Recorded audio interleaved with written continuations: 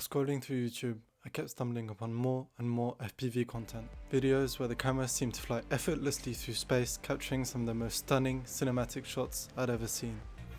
From that moment on, I was hooked. I knew I had to dive into the hobby myself, with one goal in mind: dive a mountain. So to oversimplify it, you have your camera that's hooked up to a video transmitter, sending a signal over to a video receiver, which allows you to see on your goggles what your drone is seeing. So when choosing a drone, you have two choices. You can go with a manufactured drone like the DJI Avatar. There's many safety features like a built-in button you can press to make your drone hover or return to home when your drone loses connection. Or you have your kind of hand-built, customized FPV drone that's fully manual, that you can tune and repair yourself, but if you can't fly it, or if you let go of the commands, it will literally just fall straight from the sky and crash and burn. So I went with this type of drone.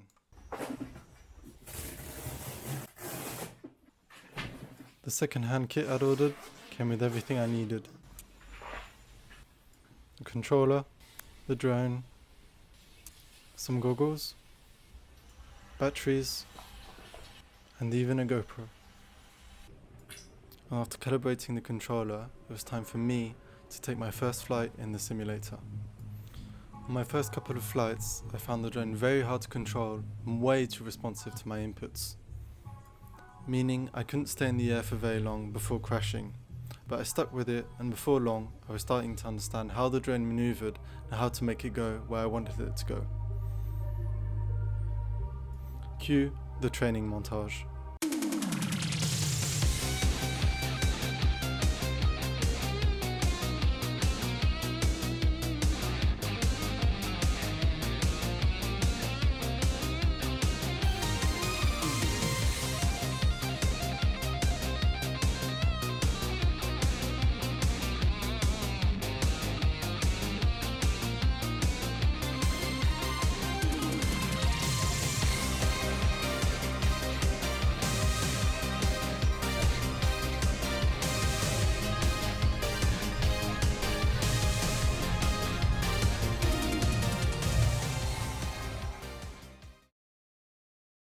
Next, it was time for me to learn as much as possible about LiPo batteries, how to charge them and store them safely, as handling these batteries incorrectly can have some pretty dangerous consequences. After feeling confident enough in my battery knowledge, I hooked up my drone to Betaflight and managed to get video signal from my camera on my drone sent to my goggles, which meant it was time for my first real flight.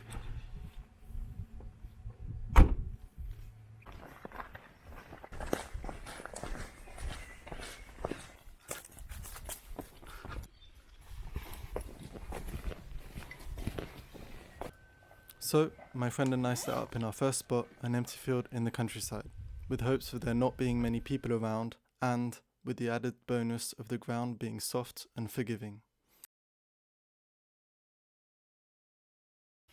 After making sure the battery was secured, I nervously took off for the first time.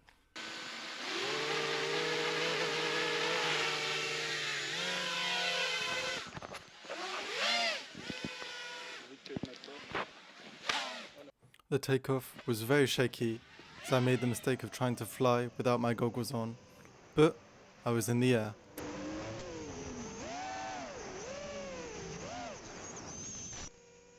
The footage you're seeing for my first flight is recorded directly from the DVR on my goggles.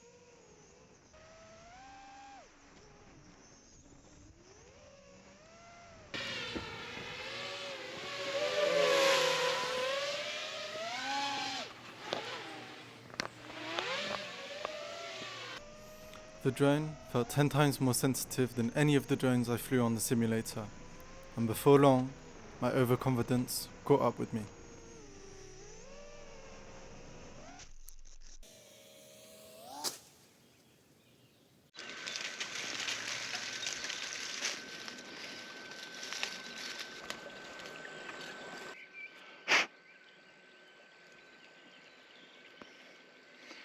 Okay, good as new.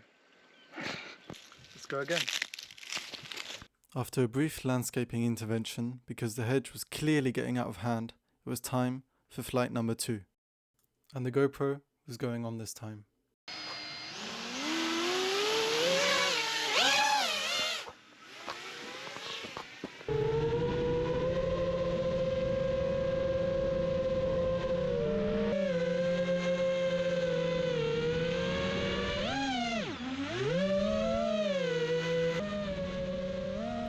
Following another graceful landing, I found a new location and took to the skies almost every day to get some serious practice in.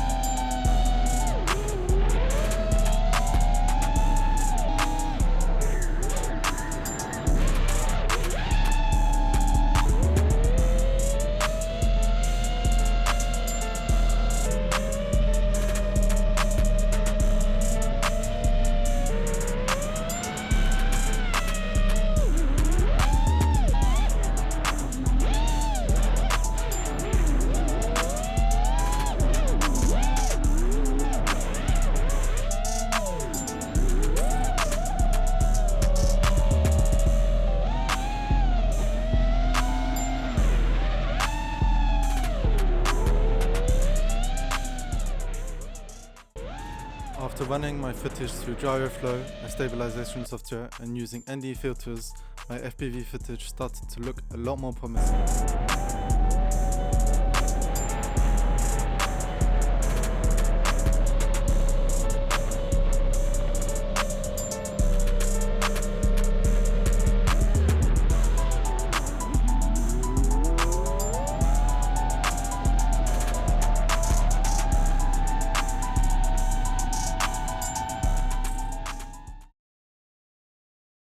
My training was complete and I felt ready to attempt a mountain dive. Only, on the eve of my first attempt, my GoPro stopped working. Out of nowhere, it just wouldn't turn on anymore. After searching online, I discovered other people had the same issue as me with this GoPro model and no solutions were available. Luckily, a friend of mine had a few extra GoPros he could lend me, but that added some extra pressure. Now I had someone else's gear on the line.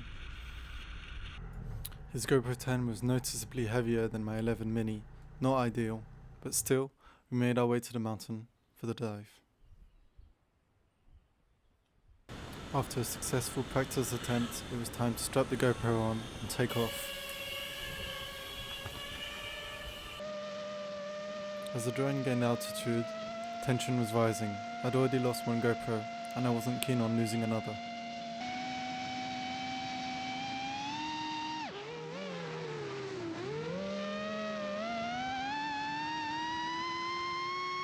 Unfortunately, partly due to the extra weight of the GoPro Hero 10 and the stronger winds, the drone was pulled sideways, drifting out of line of sight from my car. I was now losing signal with my goggles and flying around almost blind, until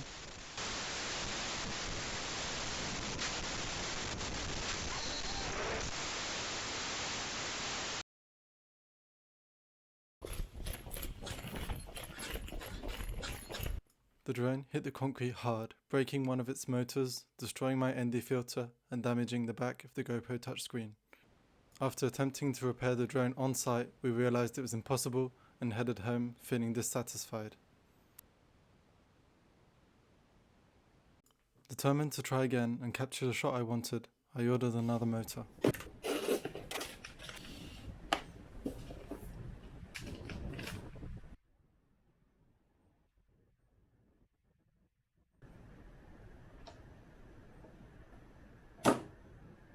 A few days after the last crash, once the drone was repaired, we set off again, this time to a different mountain.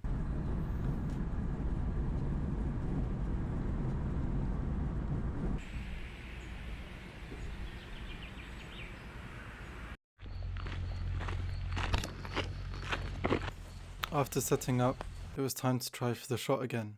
Exactly 28 days had passed since the start of this challenge. It was now or never.